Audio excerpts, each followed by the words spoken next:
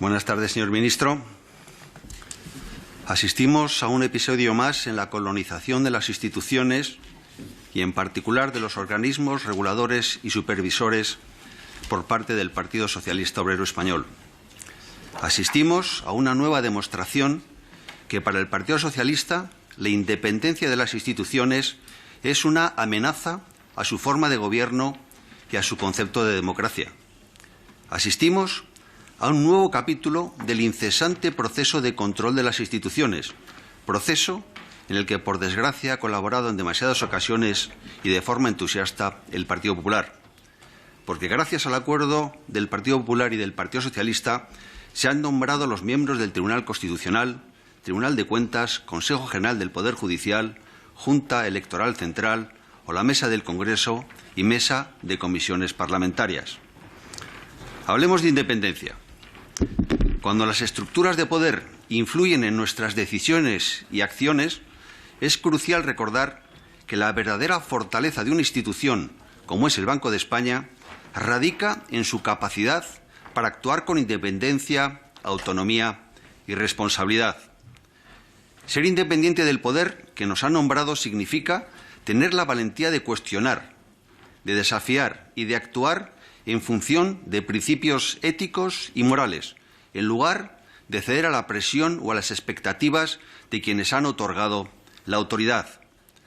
Esta independencia nos permite tomar decisiones informadas y justas, basadas en el bienestar de la comunidad y no en intereses personales o políticos. Pero es esto algo que no vemos en aquellos organismos colonizados por el Partido Socialista. Veamos 10 ejemplos. CIS. Publicar encuestas que benefician al Gobierno no es actuar con independencia. Tribunal Constitucional. Enmendar al Tribunal Supremo perdonando a malversadores no es actuar con independencia. Fiscalía General del Estado. Tratar de esconder casos de corrupción no es actuar con independencia. ADIF. Ser partícipe de la trama de las mascarillas no es actuar al servicio de los españoles. SEPE.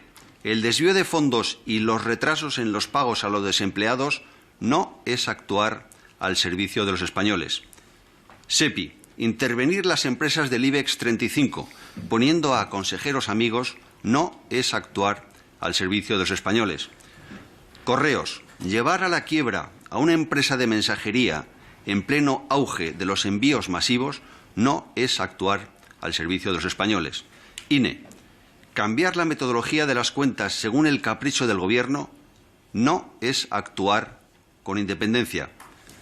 RTV. Imponer caros programas de amigos para el adoctrinamiento no es actuar con independencia. CNMC. Decir qué empresas son estratégicas al son de los dictados del Gobierno no es actuar con independencia. Es bueno recordar las palabras del portavoz socialista ante la propuesta del nombramiento del anterior gobernador del Banco de España. Demandaba un cambio en la forma de elegir a los directivos de los órganos reguladores y supervisores, de modo que haya más concurrencia pública y consenso entre todas las fuerzas políticas. Qué poco les duran las buenas palabras a los socialistas. Porque el único interés del Partido Socialista es colocar a sus afines, como lo demuestra con las puertas giratorias, práctica habitual del Partido Socialista. Podemos mencionar, entre otros, los casos de Indra, Hispasat, Renfe, Correos o Red Eléctrica. Señor ministro, el principal requisito que debe cumplir el gobernador del Banco de España es la independencia. Ser independiente del poder que nos nombre es un acto de valentía y un deber moral. Nos permite ser fieles a nuestros principios, actuar con justicia. Si este requisito no se cumple, no debemos entrar a valorar otros. En Vox creemos que el señor Escrivá no cumple el principal requisito, que es la independencia, para ocupar el puesto de gobernador del Banco de España. Y no lo es por sus apariciones en los mítines del Partido Socialista arropando al presidente del Gobierno. Y no lo es por sus durísimas declaraciones y acusaciones que ha realizado sobre la visión económica que tienen otros partidos políticos distintos del Partido Socialista Obrero Español. Creemos que no es el mejor candidato, porque al estar claramente alineado con el Gobierno, con sus políticas económicas y con sus resultados, el prestigioso Servicio de Estudios del Banco de España perderá independencia y tenderá a estar sesgado hacia el buenismo económico del Gobierno. Recordemos que la última vez que se produjo una designación tan clara de un perfil político como gobernador del Banco de España fue con Miguel Ángel Fernández Ordóñez, exsecretario de Estado de Economía con José Luis Rodríguez Zapatero. Lo que vino después es del todo conocido: la peor gestión de supervisión e inspección bancaria antes vista, o mejor dicho, el mayor desastre financiero protagonizado por cajas de ahorros dirigidas por políticos y supervisadas por políticos, que condujo a la mayor ruina para las familias y para las empresas en España. Pero es que el Partido Socialista parece que nunca aprende de sus errores. Señor ministro, este nombramiento ahondará en el deterioro de la confianza en las instituciones de nuestro país. Recordemos que el Worldwide Governance Indicators del Banco Mundial o el Eurobarómetro de la Comisión Europea sugieren que en las últimas décadas se ha producido un deterioro en la confianza en las instituciones de nuestro país y en la percepción en cuanto a su calidad. Un deterioro que ha sido más acusado que el observado en otros países de nuestro entorno.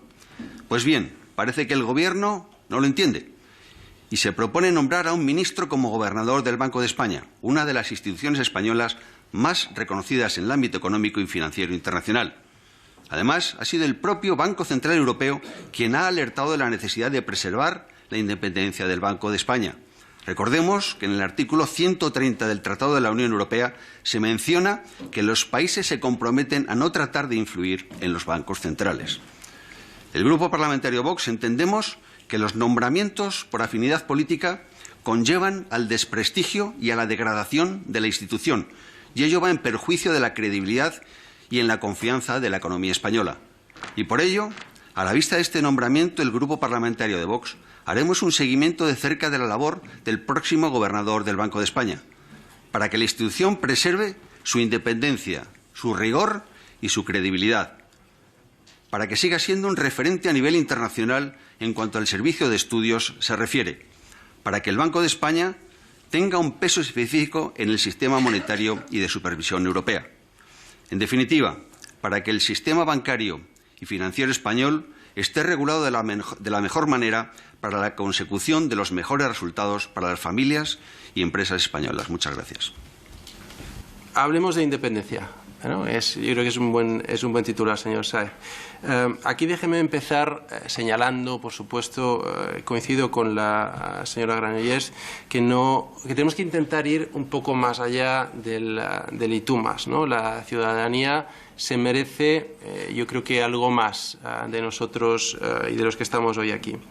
Déjeme hacer quizá un poco de contextualización. Cuando hablamos de independencia de los bancos centrales, esta independencia tiene una razón de ser, y tiene una razón de ser muy importante, y es que lo que se vio desde el inicio de los bancos centrales es que si queríamos que en su actuación fueran efectivos, es decir, que en ese control de la inflación, que es el origen de los bancos centrales, su principal función, si queríamos que fueran efectivos, que su actuación fuera eficiente, tenían que ser independientes.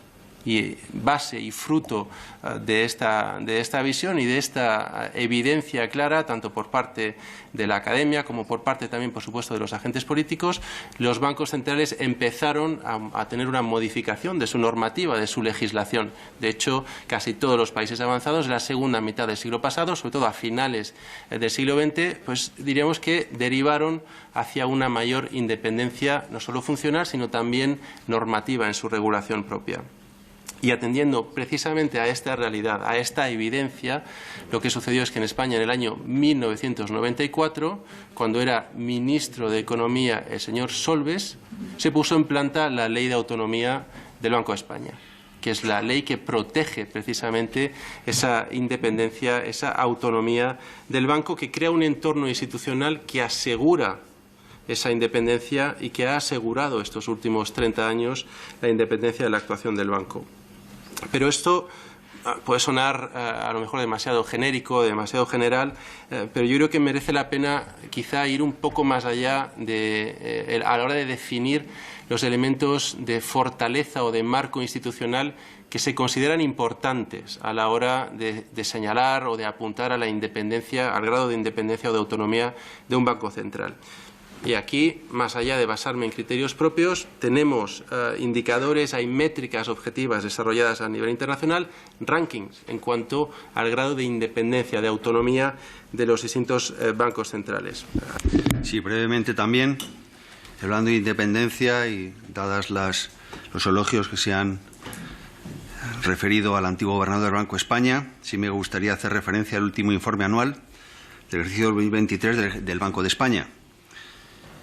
Hablaba de los retos que debe afrontar España para lograr un entorno económico adecuado.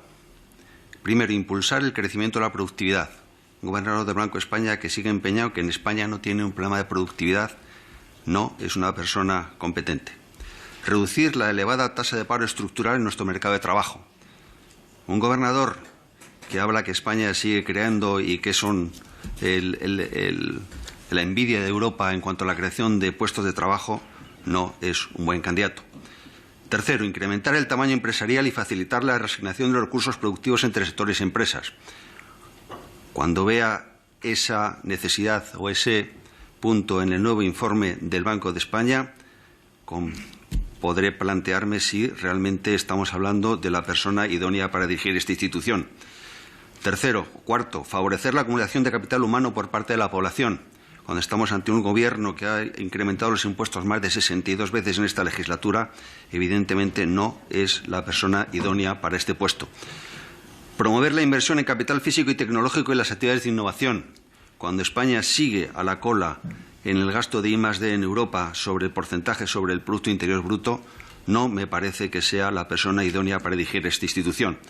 Reforzar la sostenibilidad de las cuentas públicas. Cuando España seguimos teniendo déficits públicos por encima del 3%, vamos a ver cómo terminamos este año, siendo uno de los peores países de la Unión Europea, no me parece la persona idónea para este puesto.